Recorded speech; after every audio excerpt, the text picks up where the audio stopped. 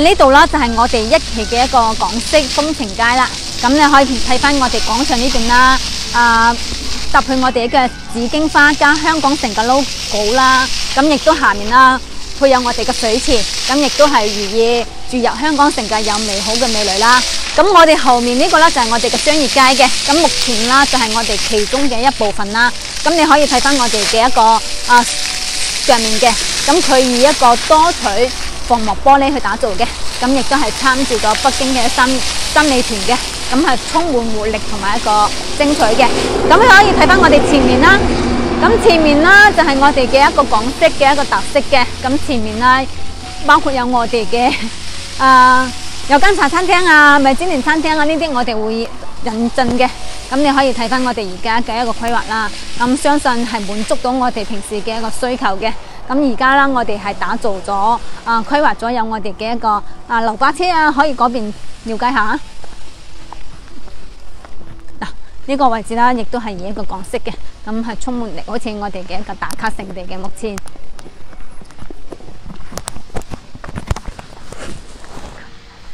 咁同你介紹下我哋項目總嘅規劃啦。咁前面呢個咧就係我哋一個規劃圖嚟嘅。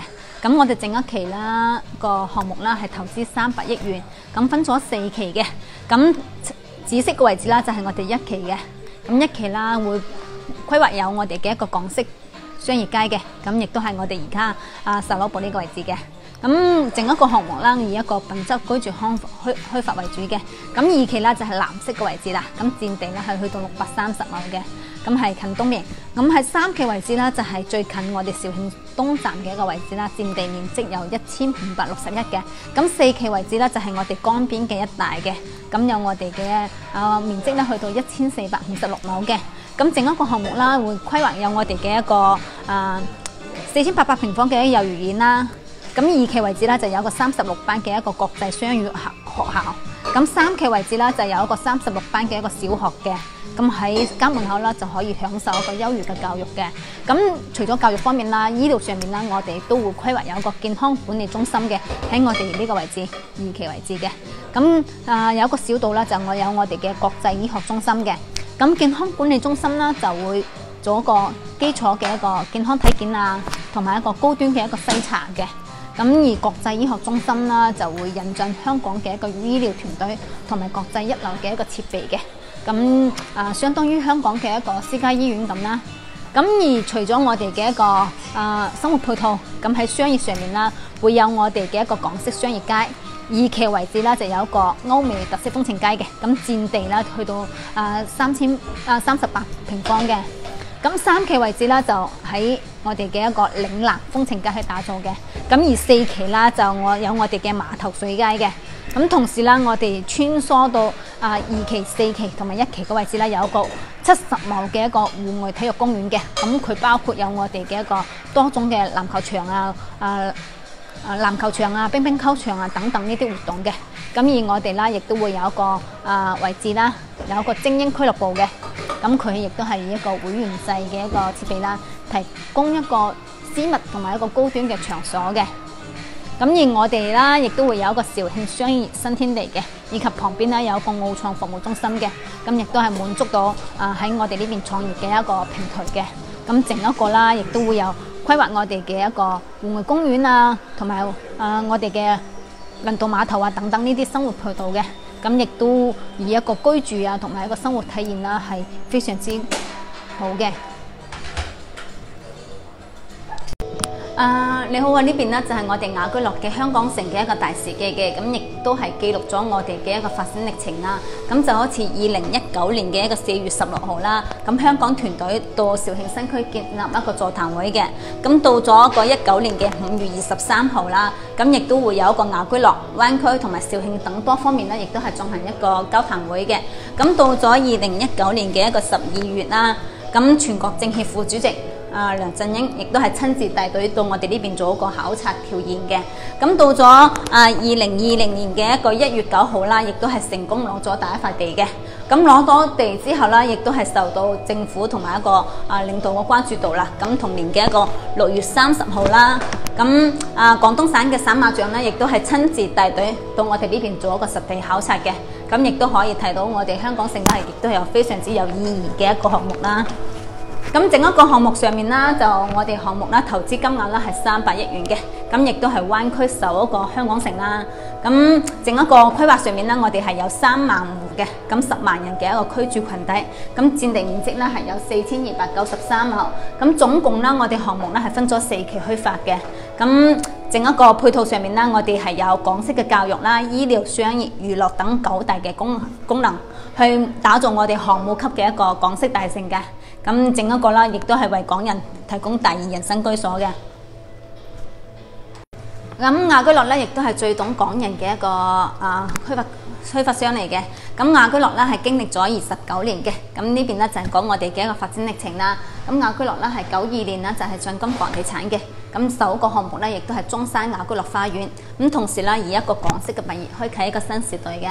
咁到咗2005年啦，雅居樂啦就喺香港聯交主板上市，咁亦都係成為喺港上市最早嘅內地房企之一啦。咁到咗2015年嘅雅居樂啦就係邁向國際市場。咁到咗2018年啦，雅居樂旗下嘅一個雅生活，亦都係香港聯交主板上市嘅，咁亦都係正身躋身於千億嘅房企序列之中，品牌實力去到10強嘅。咁到2020年啦，雅居樂咧係落址肇慶新區，打造咗一個項目級嘅一個港式大盤嘅。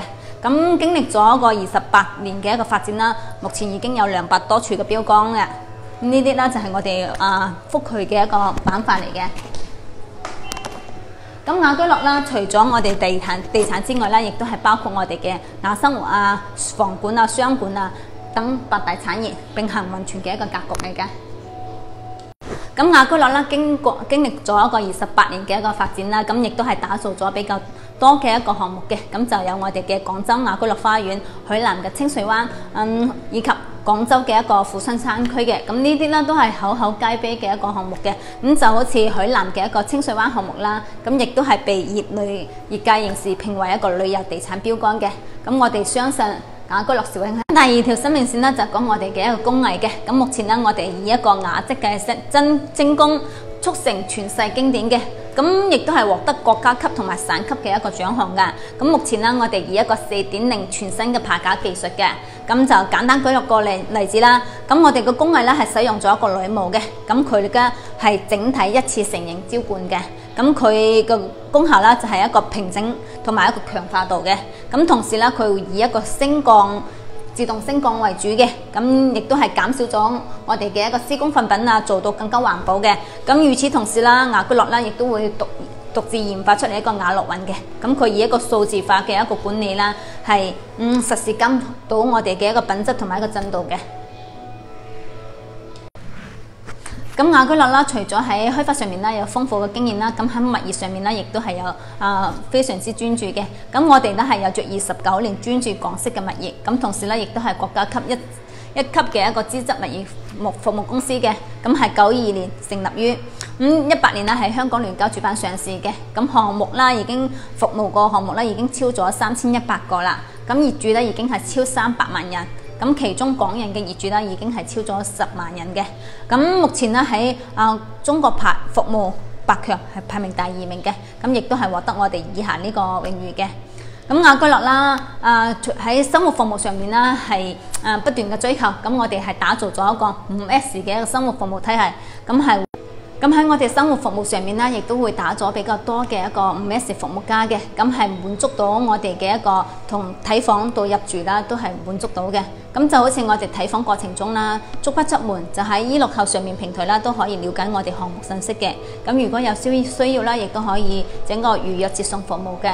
咁到咗購房落訂嘅時候啦，咁我哋會有一個陽光公約。咁我哋會將我哋嘅不利因素啦，會公示出嚟嘅。咁係做到更加專業同埋一個透明化嘅。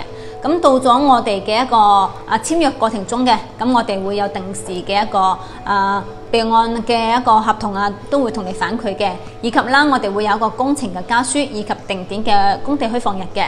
咁到咗交付之後啦，咁我哋對於你個房子咧係不少於3輪嘅一個內部驗收，2輪嘅一個深層保潔。咁如果咧係仲有唔滿意嘅地方啦，我哋會有一個為保為保修服務中心嘅，咁每一個項目啦都會有嘅，咁亦都會第一時間啦會根據你嘅反應啦去做出調舉嘅。咁另外咧，我哋社區啦亦都會有一個社區反應嘅，咁裏邊啦會根據業主嘅一個需求啦，會定點做個活動嘅。咁我哋會有第一響應嘅經濟，會第一時間根據你嘅需求去做出一個整舉嘅。咁等你選擇我哋肇慶香港城居住無憂，生活無憂。呢邊呢就係我哋嘅一個項目嘅藍圖片嘅。咁我哋整一個規劃上面呢係以我哋嘅一個5大系統、6大嘅一個人居去打造嘅。咁我哋整一個啦係以一個港式嘅生活大城去打造嘅。咁包括啦有我哋嘅一個醫療、教育、商業，我哋嘅一個俱樂部以及運動方面嘅。咁就講翻我哋嘅一個醫療上面啦，咁我哋咧係規劃有一個健康管理中心同埋國際醫學中心嘅，咁亦都會做出一個港式嘅一個醫療教育嘅醫療方面嘅，咁亦都會引進香港一流嘅一個設備啦，同埋一個醫療團隊進駐嘅，咁為我哋啦係保駕護航嘅。咁教育方面啦，咁我哋啦亦都會聯合打造一個港式教育、雙語式嘅一個教育，咁為小朋友啦以後做一個鋪墊雙語嘅一個鋪墊嘅，咁亦都喺家門口啦就可以享受咗一個優越嘅一個教育嘅。咁而商業上面啦，咁我哋有5萬平方嘅一個主題商業嘅，咁亦都係滿足我哋嘅一個衣食住行多方面嘅一個需求嘅。咁整一個啦，亦都會有我哋嘅一個港式嘅一個街區去打造嘅。咁到咗俱樂部方面啦，就娛樂方面嘅，咁我哋會提供一個會員制嘅一個俱樂部，咁會提供一個高端同埋一個私密性嘅一個會所嚟嘅。咁佢裏邊啦，包括有我哋嘅一個運動啦、購物、餐飲同埋休閒嘅地方嘅。咁亦都係以一個多元化高端去打造我哋嘅一個全方位滿足到我哋嘅一個需求嘅。咁運動方面啦，就會有我哋嘅一個港式休閒體育公園啊，亦都係滿足到我哋嘅一個生活啊同埋互動啊、社交等等呢啲需求嘅。咁而我哋項目啦，就以一個咁我哋整一個啦，係以6大嘅一個人居去體驗嘅。咁包括啦，有我哋嘅一個陽光運動啊、愉悅生活體驗，同埋一個智能安防系統，以及我哋嘅一個文化傳承嘅，以及一個生態自然景觀。咁睇翻我哋嘅一個呢個位置啊。咁我哋整一個啦，係以我哋嘅一個生態景觀，再結合我哋園林裏邊嘅一個設計嘅。咁上面呢排啦，就係我哋嘅一個合作嘅一個項目嘅。咁好似策劃上面啦，整一個項目啦，係由5大行之一嘅大德利行為我哋全盤策劃。咁園林上面啦，就有一個奧雅集團，咁佢亦都係目前國內規模最大。佢個綜合實力最強嘅一個設計公司嘅。咁我哋立場上面咧就係一個旅園場為我哋設計嘅。咁佢亦都係擅長一個高水平同埋一個專端嘅案例。咁而我哋咧係屬於一個交標嘅，咁使用嘅一個有杜拉維特啊、漢斯格啊同埋德格一個廚藝嘅。咁可以睇翻我哋下面嘅一個生態景觀啦。亦都係做一個融合咗一個肇慶嘅一個生態景觀去打造嘅。咁就好似我哋以鼎湖山作為一個橋頭，環沙涌作為一個橋梁，結合我哋嘅一個精英俱樂部同埋一個戶外公園，再結合咗我哋嘅一個吉賓水碼頭以及我哋嘅生態自然景觀去融合咗我哋嘅一個娛樂休閒好去處嘅。咁上面呢個啦就係我哋園林裏邊嘅一個設計嘅。咁我哋裏邊睇睇啊。呢個啦就係我哋嘅一個大門嘅。咁大門啦，亦都係以一個現代風格係為主嘅。咁亦都係我哋前面啦有一個水池嘅。咁亦都係以一個以水為隨啦，搭配我哋嘅一個烏桕樹，咁亦都係對表一個六大神嘅意思啦。咁過到嚟啦，就係我哋嘅一個繁會所啦。咁我哋繁會所啦係融合咗一個3進門第式嘅一個禮儀嘅。咁同時咧係配有我哋嘅自防安防系統，係全方位守護住屋主嘅一個私密性同埋一個安全嘅。咁呢邊咧就講我哋園林裏面嘅一個風格嘅。咁整一個園林上面咧，我哋以一個新港式嘅一個規劃理念去打造嘅。咁包括有我哋嘅一個陽光大草坪啊，同埋一個游泳池啊，同埋我哋嘅一個環形跑步道。咁亦都會有我哋嘅一個城市會客廳嘅。咁呢條長形嘅吧台啦，可以容納30人嘅一個聚餐嘅。咁呢個啦，亦都可以俾到我哋嘅一個舒服同埋一個生態自然嘅。同時啦，我哋亦都會有一個寵物樂園同埋兒童活動空間、青年活動空間同埋我哋嘅老人活動空間嘅。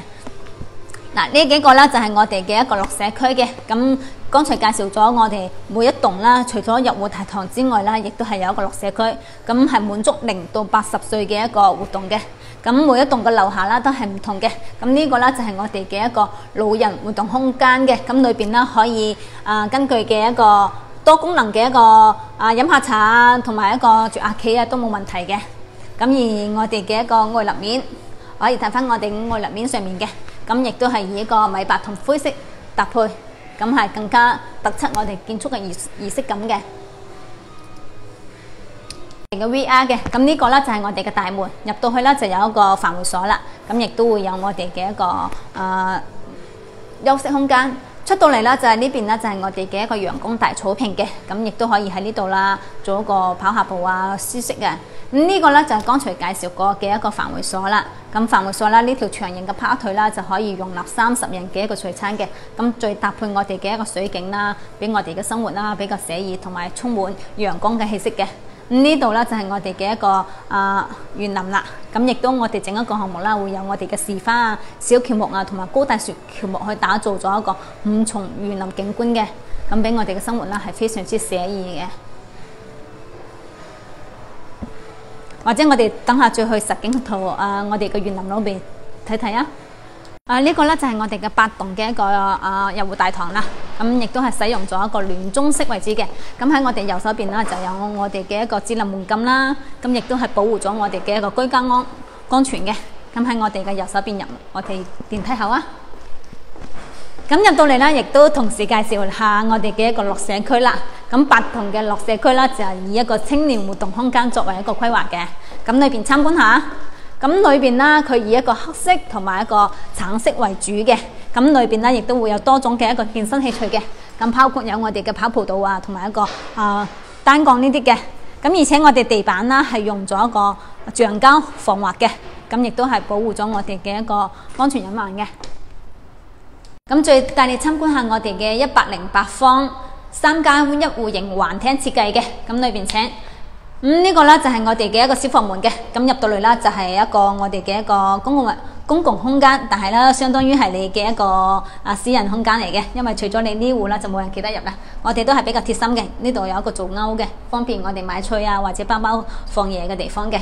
咁入到嚟啦都係我哋嘅一個大門啦，咁我哋嘅大門啦都係使用咗一個密碼鎖嘅，都係使用咗密碼鎖，而且佢用咗一個鋼夾木嘅，咁係做到更加防火環保嘅。咁再到裏邊啦，右手邊嘅位置啦就係我哋嘅玄關位啦，一體式嘅鞋櫃啦。咁上面啦亦都係會比較多嘅一個儲存物品啦，而中間位置啦就可以擺我哋嘅一個鎖匙包包啦。咁而下面呢個小櫃推啊就可以擺我哋嘅一個細細地嘅一個物品嘅。咁而我哋啦亦都係比較貼心嘅，咁係做咗一個坐住換鞋嘅一個設計嘅。咁再到裏邊啦。呢個位置啦就會有我哋嘅一個全身鏡嘅，咁而裏邊啦亦都會有我哋嘅一個儲存嘅物品嘅，咁呢邊啦可以根據嘅鞋嘅高度去調節嘅。最內啦，你可以企翻我哋嘅一個橫廳設計，可以睇翻個空間非常之大嘅。飯廳、客廳一體式嘅一個空間，使我哋個空間啦非常之闊落。而且咧，如果你有朋友嚟到聚餐啦，都個空間咧非常之闊嘅。咁就睇翻我哋右手邊位置，呢邊咧就係我哋嘅一個房間啦。咁亦都可以做一個老人房啊，因為方便出嚟嘅。咁個空間咧亦都係比較闊嘅，而且我哋飄窗位置啦，亦都係打咗霧嘅。咁呢邊咧可以擺床啊，呢邊衣櫃啊都係冇問題嘅。再到出面，我哋參觀下其他位置啊。可以睇翻我哋嘅一個飯廳、客廳啦，佢對面出面咧有一個大長形嘅一個陽台嘅。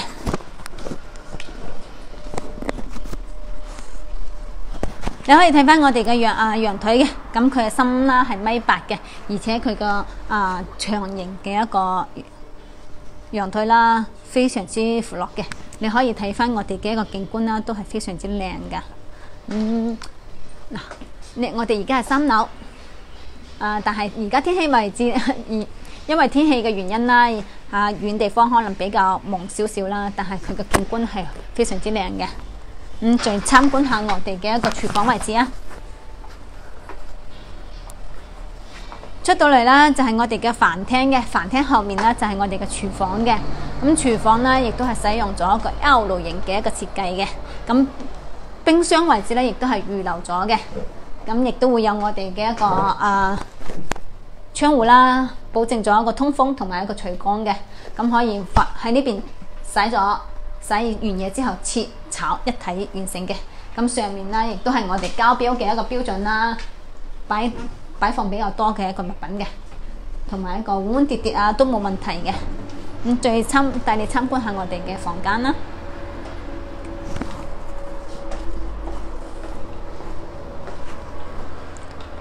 呢個咧總共係3間房嘅，剛才已經介紹咗第1間房，呢邊咧就係我哋嘅第2間房啦。咁呢個咧就係可以做一個書房同埋一個 BB 房嘅。咁我哋而家咧係整一個開放式嘅，咁到時我哋交標啦係一埲牆嚟嘅。咁佢個空間都比較闊嘅。咁最到我哋呢個中間位置嘅一個工位嘅，工位咧亦都係一個乾濕分離啦。而家我哋都係一個交標嘅標準，洗手盆啊同埋廁所位置全部都會有嘅。咁最到我哋嘅一個多功能房，多功能房啦亦都係改造為兒童房嘅。咁可以根據自己嘅一個喜好去調節啦。佢個空間咧都係比較闊嘅，而且我哋嘅景觀咧係望翻園林嘅。咁如果小朋友寫字啊同埋休息啊，可以望翻園林，咁亦都係有效減少咗個近視同埋俾眼睛有個釋放嘅一個空間嘅。咁我哋對兒童房對面啦就係我哋嗰個主套嘅。咁個主套啦去到有20個房嘅。裏邊請。首先入到嚟啦，都係我哋嘅一個乾濕分離嘅一個公廁啦，一個主套嘅一個主位嚟嘅。咁再到我哋嘅房間裏邊參觀下。呢個咧就係我哋嘅一個休息地方啦，主人房啦。咁你可以睇個主人房可以擺2米嘅大窗，而且啦你可以睇翻我哋嘅衣櫃，咁亦都係根據咗自己一個喜好去安裝啦。亦都可以有一個呢個位置可以擺放我哋嘅一個雜物嘅同埋衣物。你可以睇翻我哋嘅主人房嘅一個景觀啦，亦都係非常之靚嘅。而且佢個虛間會更加闊落。而且飄窗位置係打咗贈送嘅。我哋總共嚟講啦，108方嘅一個超闊嘅一個陽台啦，同埋我哋嘅一個飯廳同埋客廳嘅一個一體式嘅一個設計啦，個空間啦非常之方正實用嘅。呢個咧就係我哋嘅79方1+1戶2房嘅，咁亦都係我哋交標嘅一個標準啦。我哋裏邊參觀下。入到嚟啦就係我哋嘅大門嘅。裏邊請。呢個啦，亦都係我哋嘅一個大門交標，咁佢亦都係用咗一個密碼鎖嘅，咁而且佢係使用咗一個鋼板加木嘅，咁係有效防火啊，同埋一個環保嘅。咁裏邊咧就係我哋嘅一體式嘅一個玄關位啦，咁亦都係交標嘅一個標準嘅。咁可以睇翻我哋嘅一個空間啦，佢儲存量咧係非常之大嘅。嗱，上面咧可以擺我哋嘅生活雜物啦，同埋好似紙巾啊，同埋一個大件嘅一個物品嘅。咁而中間位置啦，可以擺我哋嘅一個鎖匙啊、包包啊，而且我哋比較貼心，係種咗一個插片嘅，好似方便手機充電啊。而且佢呢個位置咧係有比較貼心嘅，可以擺我哋嘅鎖匙。而下面呢啲抽櫃啦、抽啲櫃推啦，就可以擺我哋嘅一個雜物啦。咁而呢邊咧就係擺我哋嘅一個鞋嘅。呢邊啊，而且我哋比較貼心預留咗一個15公分嘅，可以擺我哋嘅一個拖鞋啊，同埋一個掃地機械人嘅。咁而我哋嘅一個呢邊啦，就做咗一個全身鏡嘅。咁裏邊啦，亦都會有擺我哋嘅一個鞋啊，同埋一個雜物嘅。而且我哋嘅電箱啦，都係喺裏邊比較安全啊，同埋一個美觀噶。嗱，就好似平時我哋出門啦，可以方便我哋照一照鏡再出門嘅。咁再到我哋嘅一個廚房位置啦。咁廚房啦，我哋嘅79方啦，係使用咗一個 L 型嘅。咁呢邊咧就係擺我哋嘅一個冰箱位置，咁可以做到攞、洗、切、炒一體成型嘅，一次完成嘅。咁我哋上面咧亦都係我哋嘅一個儲物量啦，咁可以擺我哋多種嘅一個物品嘅，而且我哋下面咧亦都會有我哋嘅一個擺放嘅一個煲啊，同埋一個生活嘅雜物嘅廚房嘅用品嘅，而且啦我哋咧亦都會配有我哋嘅一個窗戶嘅，咁保證咗我哋廚房嘅通風啊同埋透光係非常之好嘅。咁再到出面我哋嘅一個客廳同埋飯廳一體嘅。呢個咧就係我哋交標嘅標準嘅。咁你而家見到啦，就係我哋嘅一個白色白膠漆嘅，咁都係我哋嘅。咁呢邊咧就可以做我哋嘅一個飯廳嘅，咁可以擺長形嘅一個飯腿啊，或者圓形嘅長腿都係冇問題嘅。咁再到我哋嘅一個客廳啦。咁客廳咧喺我哋嘅右手邊位置啦，就可以擺我哋嘅一個電視啊，同埋我哋嘅一個多種嘅。咁而喺對面啦，就可以擺我哋嘅一個長形嘅一個沙發啊，都係冇問題嘅。咁再出到去我哋嘅一個陽台位置啦。咁可以睇翻我哋嘅陽台嘅。咁我哋嘅陽台啦係深啦，係1.8米嘅。咁而且啦，我哋咧係使用咗一個封閉式嘅一個陽台嘅，咁係更加有利有效嘅咁利用過咗陽台嘅空間，做到我哋嘅一個活動空間嘅。而且啦，可以睇翻我哋呢個預留咗一個洗衣機嘅位置。咁同你介紹下我哋嘅一個雙層隔音玻璃。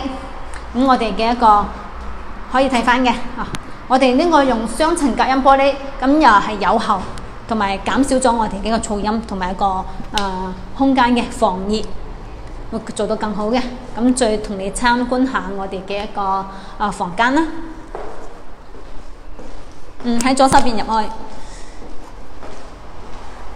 咁左手邊咧就係我哋嘅房間嘅。咁呢個都係主套嘅，咁佢啦去到有10幾個方嘅。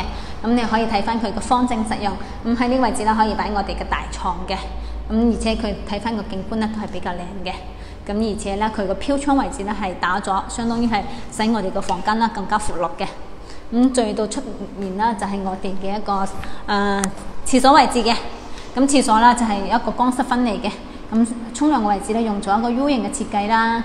咁洗手盆咧呢個位置咧亦都可以存放我哋多種嘅一個物品嘅。咁好似裏邊啦都可以擺我哋嗰個生活雜物嘅，好似有手巾啦、牙刷啊、牙膏呢啲都可以嘅。咁而且個下面啦，個儲存量啦都可以擺我哋嘅一個好似沖涼液啊呢啲等等呢啲都冇問題嘅。咁再到我哋嘅一個廁和啊，呢邊請。